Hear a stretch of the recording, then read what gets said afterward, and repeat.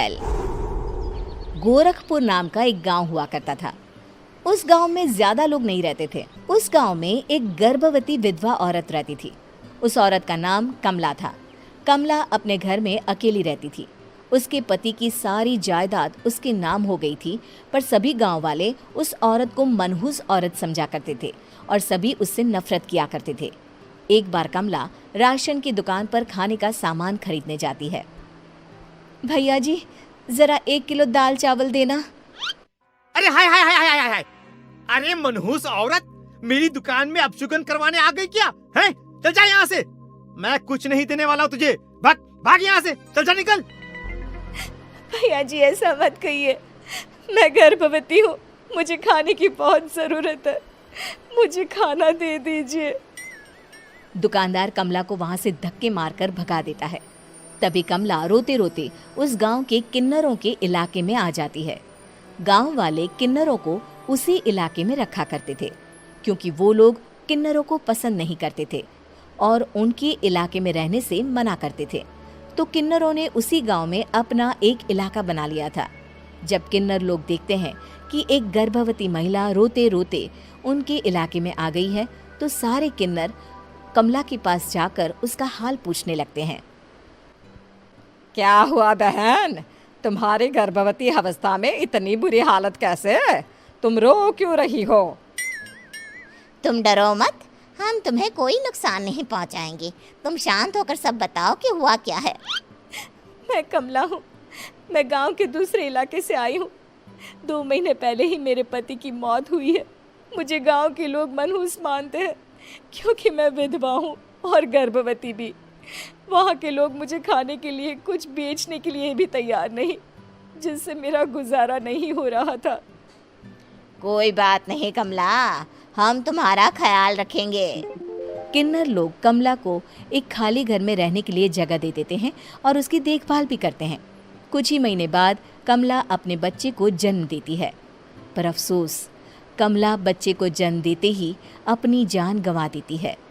जब सब किन्नर बच्चे को देखते हैं तो बहुत खुश हो जाते हैं, क्योंकि वो बच्चा भी किन्नर ही था। कमला ने एक किन्नर बच्चे को जन्म दिया था। अब इस बच्चे की देखभाल कौन करेगा? हम तो इस बच्चे को गांव के दूसरे इलाके में भी नहीं भेज सकते। और तो क्या हुआ, इस बच्चे की माँ नहीं रही तो हम इसे पालेंगे। अब ये हमारे इलाके में रहेगा, हमारे साथ रहेगा। फिर वो किन्नर उस किन्नर बच्चे को गोद ले लेते हैं, उसका नामकरण कराते हैं। उस किन्नर बच्चे का नाम शक्ति रखा जाता है। देखते ही देखते शक्ति बड़ी होने लगती है। उसके रंग रूप बहुत सुंदर थे। वो बहुत सुंदर किन्नर दिखती है। एक दिन शक्ति एक किन्नर से पूछती है, माँ जी सुनिए ना, ये गांव के दूसरे इलाके में भी तो लोग रहते हैं, तो हम वहाँ क्यों नहीं जाते?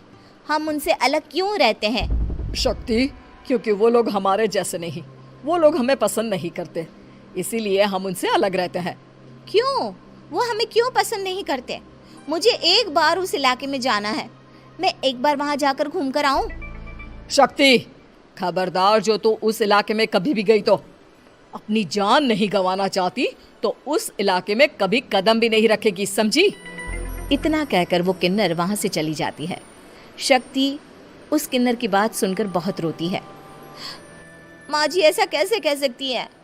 उन्होंने इतनी सी बात के लिए मुझे इतना डांटा। अब तो मैं उस इलाके में ज़रूर जाऊंगी। फिर एक दिन शक्ति गांव के दूसरे इलाके में चुपके से जाती है। ये लोग तो हमारे जैसे ही इंसान हैं, तो ये हमसे नफरत क्यों करते हैं? जब शक्ति उस इलाके में पहुंचती है तो गांव के सारे आदमी उसके रूप से मोहित हो जाते हैं। वो लोग ये अंदाज़ा नहीं लगा पाते कि वो किन्नर है। शक्ति की सुंदरता देखकर सारे गांव वाले उसकी तारीफ करने लगते हैं। तभी गांव का चक्कर लगाने गांव के जमींदार का बेटा हर्ष वहां पहुंचता है। हर्ष भी दिखने में बहुत सुंदर होता है। जब हर्ष ने शक्ति को देखा तो वो भी उससे मोहित हो गया, और जब शक्ति की नज़र हर्ष पर पड़ी तो वो हर्ष को देखकर मोहित हो गई। आपको पहले कभी इस गांव में देखा नहीं। इस गांव में आप नए हैं क्या? जी नहीं, वो मैं बस। तभी शक्ति बोलते बोलते रुक जाती है और मन में सोचने लगती है, अगर मैंने इनको बता दिया कि मैं दूसरे इलाके से आई हूँ तो वो समझ जाएंगे कि मैं किन्नर हूँ, इसलिए मुझे इनसे झूठ ही बोलना पड़ेगा। शक्ति हर्ष को कहती है, जी हाँ, मैं इस गांव में नई आई हूँ, यहाँ अकेली रहती हूँ। वैसे आप कौन है? आप भी इसी गांव में रहते हैं?